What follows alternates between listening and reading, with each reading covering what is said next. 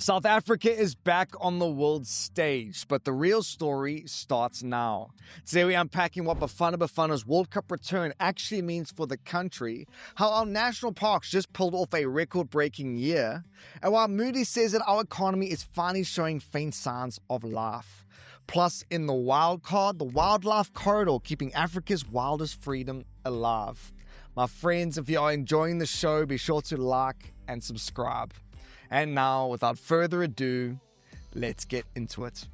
So for the first time in 23 years, Bafana Bafana has qualified for a World Cup. Not as host, not by default, but on merit. And in a country that's waited a generation for that sentence to be true again, it feels bigger than soccer itself.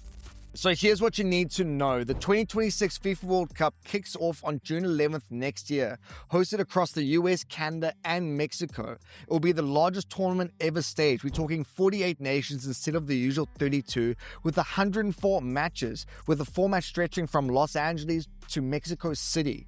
It's soccer's first truly continental World Cup, and South Africa's name is finally back on that map.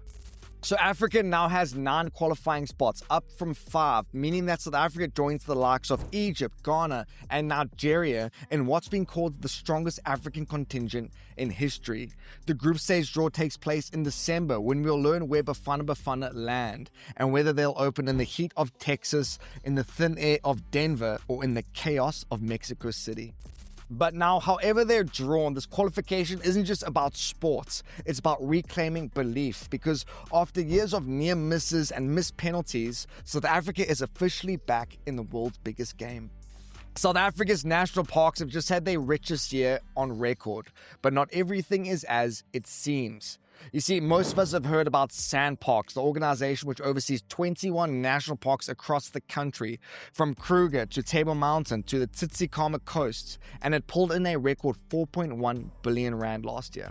Now that's an 11% jump on the year before, driven by over 6.2 million visitors, half of them foreign tourists, a clear sign for South Africa's tourism recovery.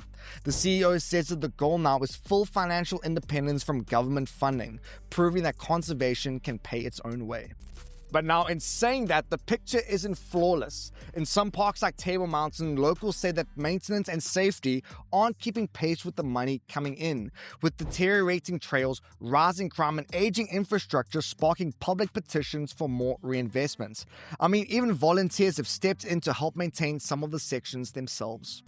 So while SANParks is showing how ecotourism can sustain itself, the real challenge is in sustaining the wilderness behind the numbers, keeping the very parks that fund the system as healthy as the balance sheet.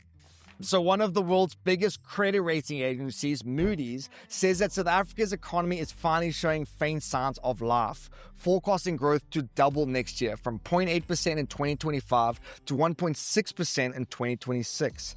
And look, it's the most upbeat view among the major rating houses, but Moody's says it's still nowhere near enough to turn the tide. So Moody's credits the small wins, Eskom stabilizing finances, private players entering ports and rail, and the government's push to streamline regulations. Now, together those changes are helping confidence return, but not at a fast enough rate to move the debt needle. Moody's says that growth needs to climb well beyond 2% for South Africa to stop bringing down its debt, which already stands at roughly 77% of GDP. The agency kept South Africa's rating at Ba2, which is 2 notches below investment grade, but they praised Treasury for keeping spending in check and cutting the wage bill through voluntary exits. Still though, with nearly 22 cents of every rand in national revenue going to interest payments, it's like trying to swim with a backpack full of bricks. And before we cruise on to our Bagel Bite of the day, here's a couple other headlines worth knowing. For starters, the ANC says it is facing an existential crisis after its bank accounts were frozen after an 85 million rand debt to a printer. The party says it can't pay staff or run operations and will appeal the court order next week. Gold surged to another record high, just under $4,200 an ounce, as investors bet on US rate cuts and tensions flare up between Washington and Beijing. The metal is now up nearly 60% since January. And a new Standard Bank report finds that nearly 80% of township businesses remain unregistered, locking them out of finance and formal support. and taxes for that matter. Still though, digital adoption is rising fast, with more than half now preferring EFT payments over cash. And on to our Bagel Bite of the day. Time to bring the heat. Let's see what you got. The question is, which element makes up more than 90% of the sun? Is it A, nitrogen, B, hydrogen, or C, helium? We'll give you the answer at the end of the show. And on to our wildcard section.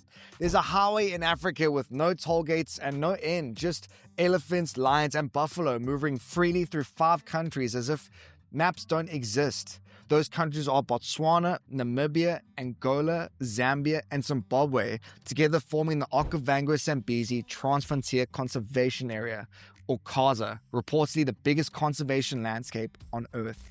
So here, national parks aren't divided by border posts. They're connected by migration routes that have existed for thousands of years. Satellites can even trace the paths, these faint trails carved by elephants that have walked hundreds of kilometers every year between the Okavango Delta, Victoria Falls, and the Zambezi floodplains.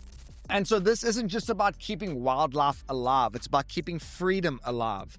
The ability for an elephant born in Botswana to live and die in Zimbabwe and never knowing the meaning of a human border. In a world full of walls and wire, CASA remains one of the few places still built on movements, one of Africa's oldest and most endangered freedoms.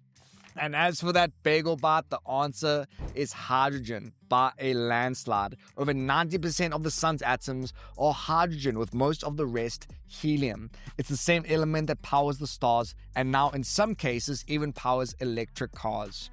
The universe really runs on the simplest stuff. And my friends, that's it for today's show. Thanks so much for tuning in until the very end. Hope you guys all have a great day. Be kind to one another. And I'll catch you all tomorrow for the final daily bagel show of the work week. God bless.